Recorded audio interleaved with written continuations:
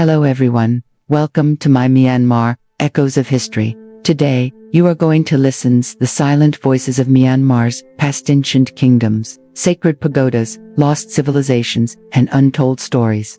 At the crossroads of South Asia, Southeast Asia, and East Asia lies Myanmar, a country shaped by rivers, mountains, plains, and centuries of human history. This land has witnessed the rise of ancient kingdoms, the flow of trade and belief, and the coexistence of many peoples whose identities are deeply rooted in the landscape itself. Myanmar stretches from the eastern edge of the Bay of Bengal to the highlands bordering China, India, Thailand, Laos, and Bangladesh. Its geography is both vast and varied. Snow-touched mountains rise in the far north, dense forests cover the western ranges, fertile plains spread across the center, and long coastlines meet the Andaman Sea in the south. These natural boundaries have influenced settlement, culture, language, and history for generations. Three great rivers define the heart of the country. The Ayeyarwaddyriver flows from north to south, serving as a lifeline for agriculture, trade, and civilization. Along its banks, early societies flourished, temples were built,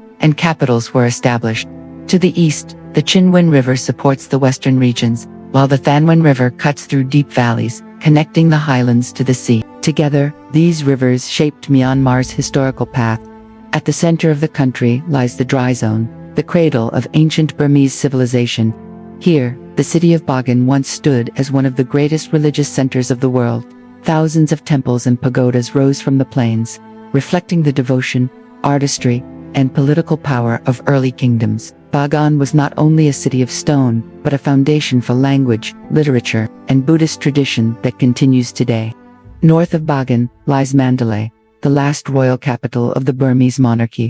Built in the 19th century, Mandalay became a center of culture, learning, and religion. The Mandalay Palace symbolized royal authority, while surrounding monasteries preserved classical arts, philosophy, and craftsmanship. Even today, Mandalay remains a spiritual and cultural heart of the nation. To the south, Yangon stands as the largest city and former capital. Once a small settlement, it grew into a major port during the colonial era. Yangon reflects layers of history: ancient pagodas, colonial architecture, and modern urban life. At its center rises the Shwedagon Pagoda, a sacred monument that has stood for over 2,000 years, anchoring the city in faith and tradition. Beyond the major cities, Myanmar is divided into regions and states, each shaped by geography and ethnicity. The central regions are home mainly to the Bamar people, whose language and culture form the foundation of national identity. Surrounding this core are the ethnic states, where diverse nationalities have lived for centuries.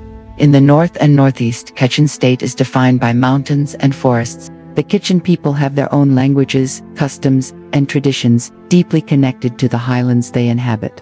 This region has long been a crossroads of trade between South and East Asia.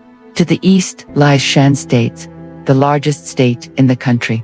Rolling hills, fertile valleys, and high plateaus characterize the land. The Shan people, along with many other ethnic groups, developed their own systems of governance and culture.